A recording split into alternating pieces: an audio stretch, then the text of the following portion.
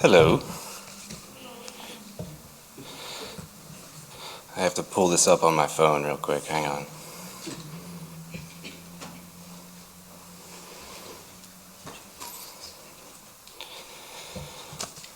I was reading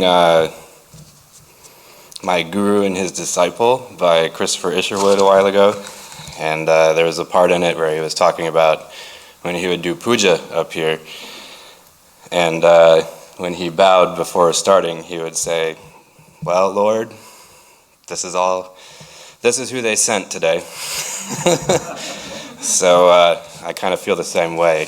So you guys have to sit here and listen to my severely underqualified opinion on this stuff.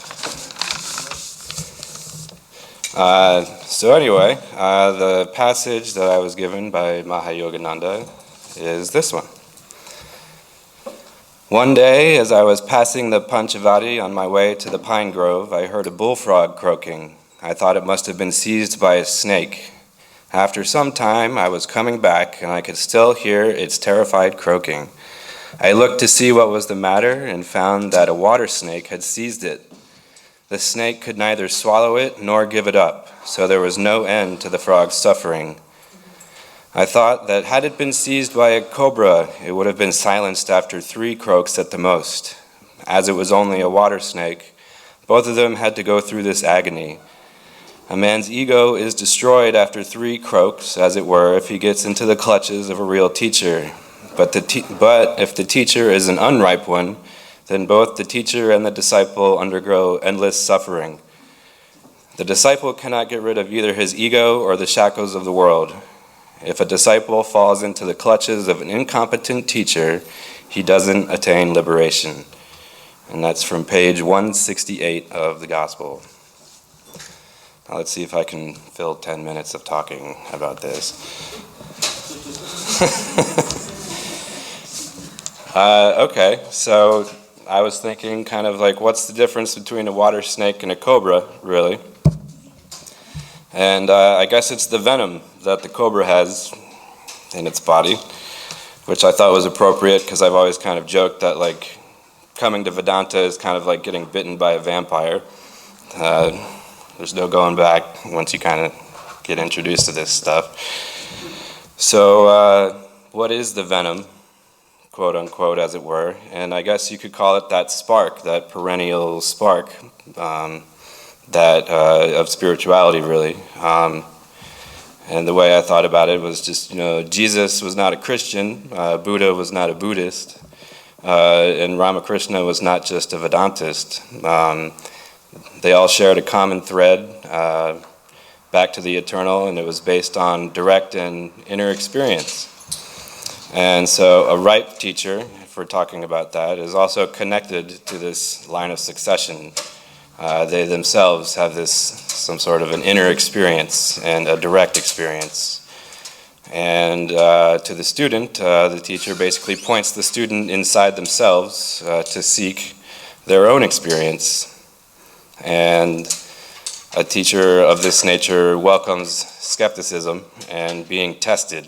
And I think if you look at the relationship between Ramakrishna and Vivekananda, you see this as really being a perfect example. Narendra, before he was Vivekananda, was highly skeptical of Ramakrishna when he first started coming to him.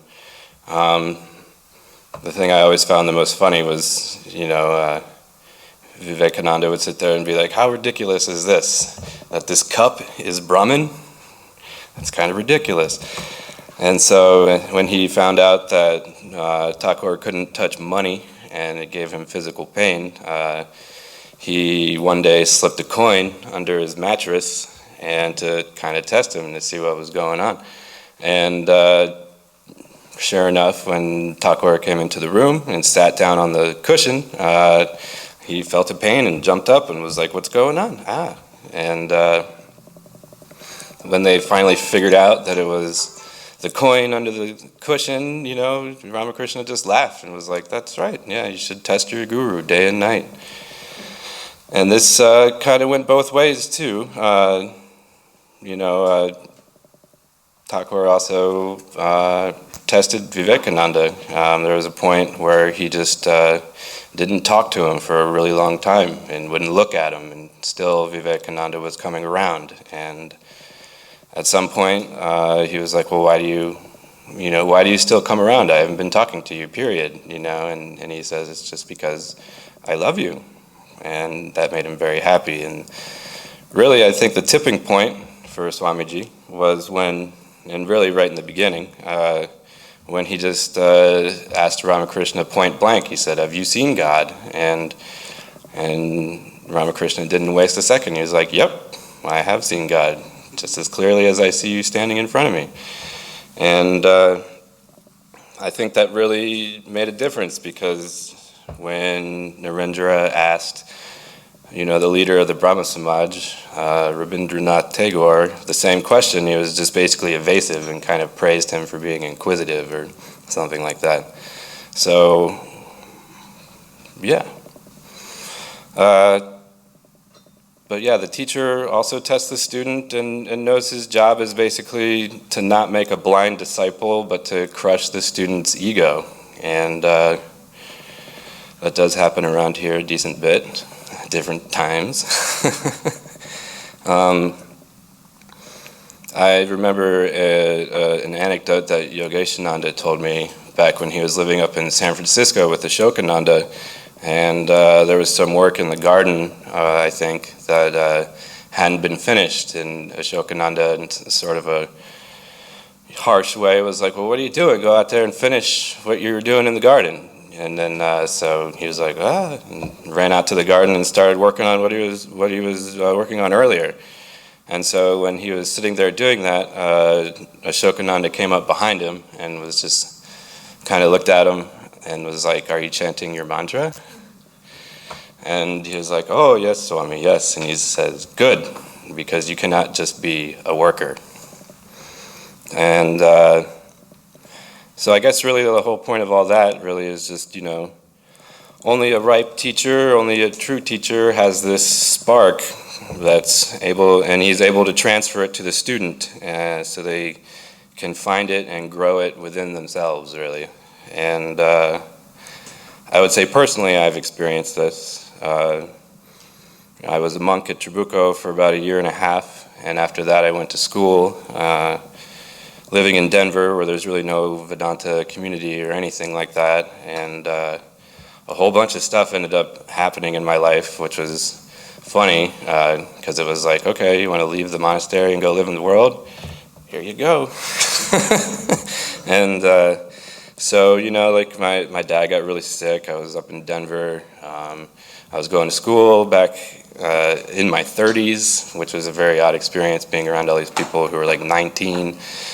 And anyway, through all that, moving around in different cities and coming back to LA, and just above all that, the one thing that's always stuck with me has always been my mantra. I've never forgotten it, and it's always been there. And I still remember vividly to this day my initiation day of those words coming out of Swahananda's mouth.